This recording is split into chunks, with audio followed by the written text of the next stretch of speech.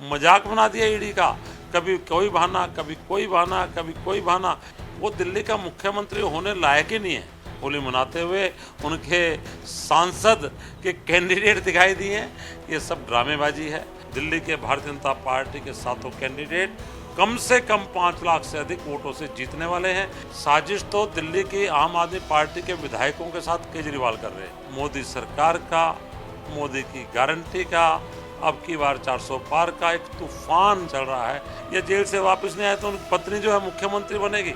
एक लाइन है, जैसी करनी वैसी भरनी। नमस्कार, आप देख रहे हैं क्विक न्यूज और मैं हूं आपके साथ डिम्पल भारद्वाज। जैसा कि आप जानते हैं, दिल्ली की राजनीति इस वक्त पूरी गरमाई हुई है। दिल्ली के सीएम 21 मार्च से ईडी की हिरासत में हैं। हमारे साथ सतीश गर्ग मौजूद हैं, जो कि भाजपा के कोषाध्यक्ष हैं दिल्ली प्रदेश से। उनसे हम बातचीत करेंगे।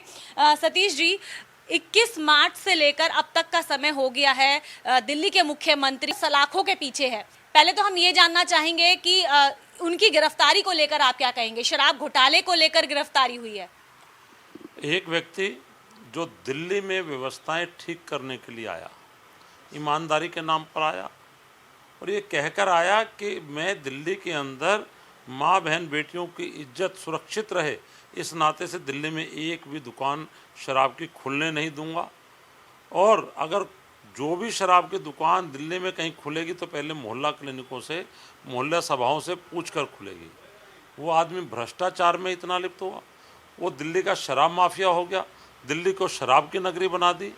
कोई क्वेश्चन पूछने पर वो विधानसभा के अंदर हंस हंस कर बाकी विपक्षी दलों का मजाक उड़ाया करता था। वास्तव में एक लाइन है, जैसी करनी वैसी भरनी। वो दिल्ली का मुख्यमंत्री होने लायक ही नहीं है। क्या आप समझते हैं कि दिल्ली के अंदर एक शराब माफिया को दिल्ली का मुख्यमंत्री बना देना चाहिए था? लेकिन क्योंकि वो सबजबाग दिखा कर आया, बड़े बड़े सपने दिखा कर आया, इसके कारण से दिल्ली के बजट की जैसी, चाहे वो जल बोर्ड का काम हो, चाहे अन्य घोटाले हों, यानी कोई जगह ऐसी बची नहीं जहाँ पर उसने घोटाला ना किया हो। इवन आप ये समझिए कि शराब का घोटाला, इतना बड़ा घोटाला जिसके अंदर उसके मंत्री साल 2-2 सालों से जेल के अंदर है, नो ईडी के संबंध, फिर भी उसका जवाब ना देना, तो उसको तो कभी पहले ही, बहुत पहले ही जेल में चला जाना चाहिए था। आम आदमी पार्टी कहीं ना कहीं ये बात आपके सामने रख रही है कि ये भाजपा की साजिश है। जो दिल्ली में चुनाव है वो अपने सांसद प्रत्याशियों को उतार रहे हैं, ये इसका फायदा कहीं ना कहीं उठाना चाहती है भाजपा कि इससे पहले भी गिरफ्तारी हो सकती थी। क्यों ये मौका चुना गया? भाजपा अपना काम करती है, भाजपा का कार्यकर्ता लगातार लगा रहता है। साजिश करते हैं शराब माफिया, जल बोर्ड के जो है माफिया हैं, ये साजिश करते हैं। साहब, आप ईडी की पहली पेशी पर आ जाते तो ईडी आपसे लगातार पहले भी एक आधी बार पूछताछ की, काहे को गिरफ्तारी का मामला था। लेकिन ऐसी हालत बना दी, मजाक बना दिया ईडी का, कभी कोई बहाना, कभी कोई बहाना, कभी कोई बहाना। शायद इंतजार कर रहे थे कि कब चुनाव घोषित हो और कब जाकर मैं कहूँ कि देखो साहब मेरी गिरफ्तारी हो रही है। ये खुद मौका इस समय का, इस तरीके का केजरीवाल ने ईडी को दिया है। आप कह रहे बहाना बनाते हैं, तो एक उनकी पत्नी का भी स्टेटमेंट आया है कि केजरीवाल जी की तबीयत ठीक नहीं है तो कुछ राहत दी जाए। क्या कहेंगे, क्या वाकई उनकी तबीयत खराब आपको नजर आ रही है? मैंने तो जब वो अन्ना आंदोलन से निकल कर आए थे तब का सीन और आज का चेहरा मोहरा केजरीवाल का बड़े अच्छे से देखा है। जब उनको ऐशोग्राम करना होता है, भाषण देने होते हैं, दिल्ली छोड़कर पूरे देश में घूमना होता है, तब जाकर उनकी तबीयत बहुत अच्छी रहती है। निश्चित रूप से जब घोटाला खुल रहा है, जब उनको ध्यान आ रहा है कि उनके साथी 2-2 साल से जेल में हैं, अब वो इस घोटाले के अंदर इस कदर फंस गए हैं, जेल से बाहर आएंगे नहीं आएंगे, तो संभव है कि उनकी तबीयत कम या ज़्यादा खराब हुई हो, उनकी पत्नी को ज़्यादा पता हो। सीधा सीधा मुख्यमंत्री की पत्नी को प्रेजेंट किया जा रहा है, ऐसे शो किया जा रहा है कि अगर केजरीवाल जेल गए या जेल से वापस नहीं आए तो उनकी मुख्य पत्नी जो है मुख्यमंत्री बनेगी। दिल्ली की इतनी बड़ी विधायकों की संख्या, कौन किसके साथ साजिश करना है, ये तो जो ये आम आदमी पार्टी के विधायक हैं वो तय करेंगे।